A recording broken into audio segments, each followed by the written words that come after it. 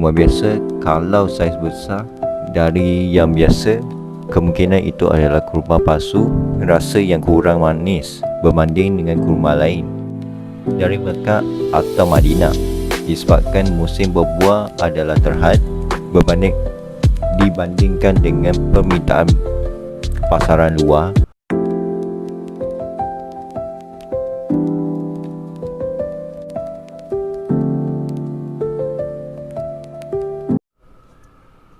Baik, sempena 10 malam terakhir, saya ingin berkongsi fakta menarik tentang kurma di shopping online yang ramai penjual jual kurma pada harga yang terlampau murah sehingga menipu itu adalah kurma jenis lain. Kenapa begitu? Disebabkan kurma adalah sangat berkhasiat dan berkualiti, sangat premium berbanding dengan kurma lain. Jadi saya nak kongsikan fakta dan perbezaan yang kita boleh nilai jenis kurma, terutama kurma ajwa, iaitu kurma Nabi yang ditanam di Madinah dan Mekah.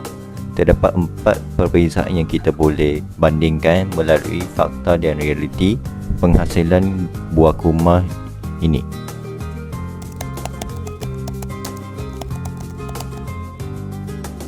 Satu, warna.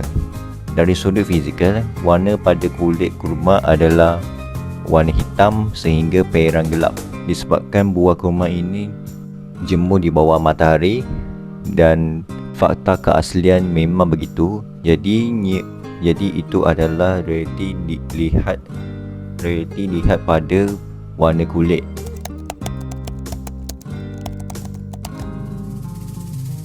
Dua, saiz.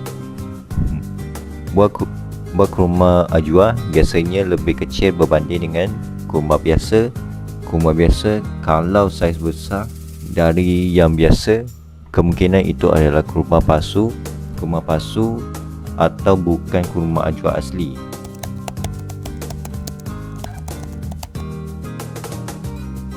Tiga, rasa. Kurma ajwa mempunyai rasa yang kurang manis berbanding dengan kurma lain, disebabkan nutrisi tersendiri. Jadi kalau kurma itu terlampau manis, mungkin itu kurma bermadu. Harga.